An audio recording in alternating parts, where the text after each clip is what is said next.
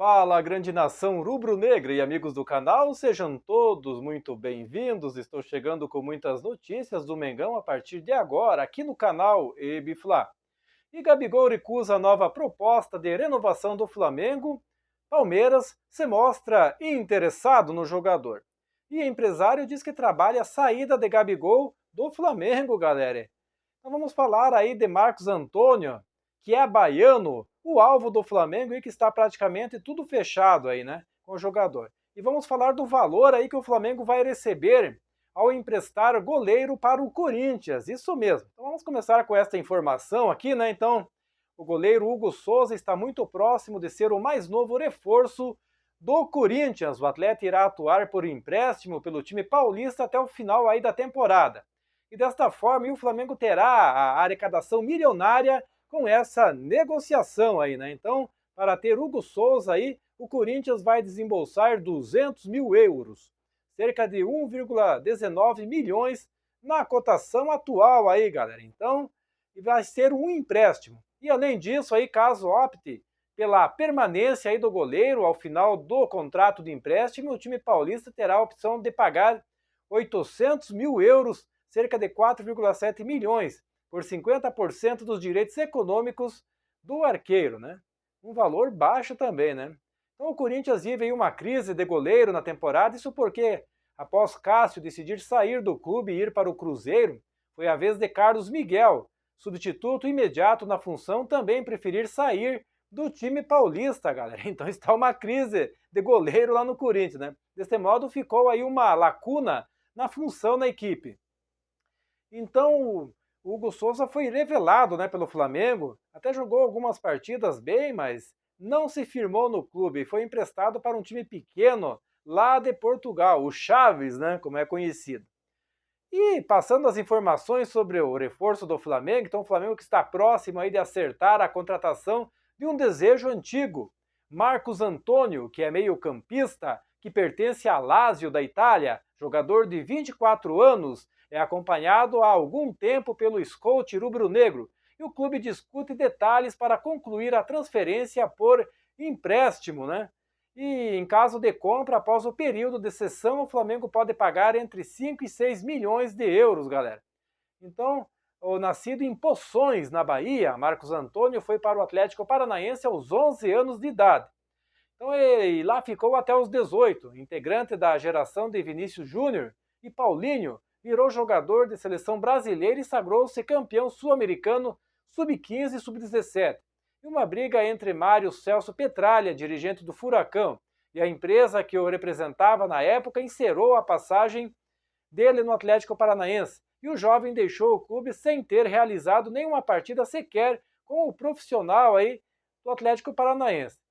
Então, o Marcos Antônio, que ganhou o apelido de Bahia, ainda na base do Atlético, profissionalizou-se com a camisa do Estoril de Portugal. Depois de apenas 6 jogos, transferiu-se para o Shakhtar Donetsk da Ucrânia, onde viveu o melhor momento da carreira. Depois de 3 temporadas, chegou a Lazio da Itália, não se firmou e acabou emprestado ao PAOK da Grécia. Então, no clube italiano, entrou em campo em 102 jogos, então 62 como titular e marcou 8 gols entre 2019 e 2022. O bom futebol fez a Lazio desembolsar 8 milhões de euros para contratá-lo, mas na Liga Italiana não conseguiu se firmar e fez apenas 22 jogos, 9 como titular, antes de ser emprestado para o PAOK da Grécia. No último ano, na equipe grega, fez 17 jogos e saiu do banco 10 vezes, né? Então ele é o típico meio-campista clássico, né? Então ele tem uma estatura de 1,68 m, né? Então, comparando, né, com outros jogadores, né?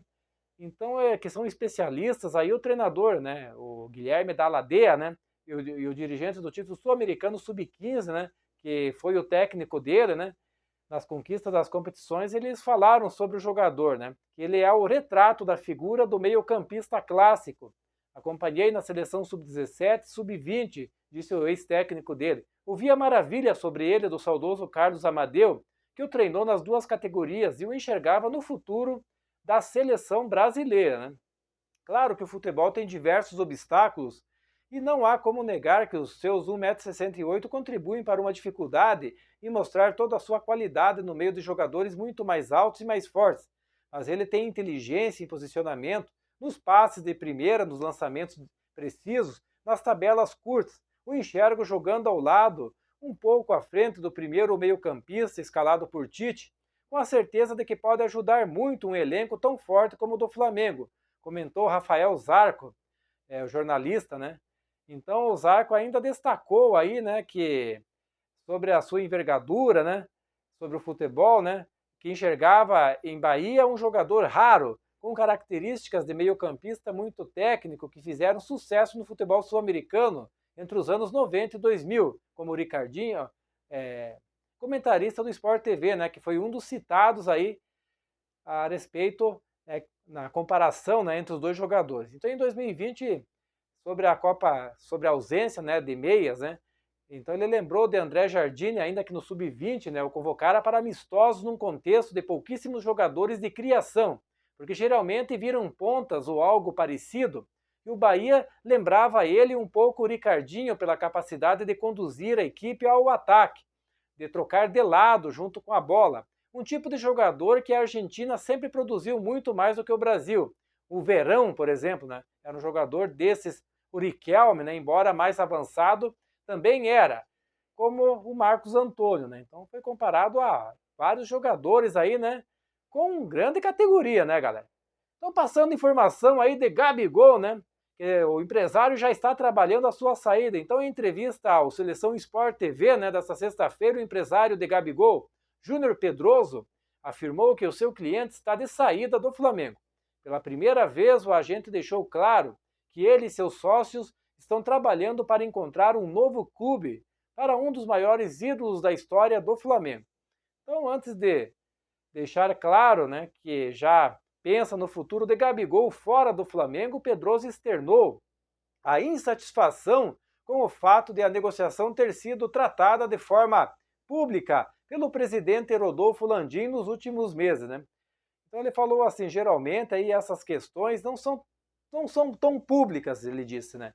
São questões de caráter privado, uma negociação envolvendo extensão de contrato. No caso de Gabriel, estamos falando de um atleta muito importante para o Flamengo, talvez o jogador mais importante do ciclo Landim, né?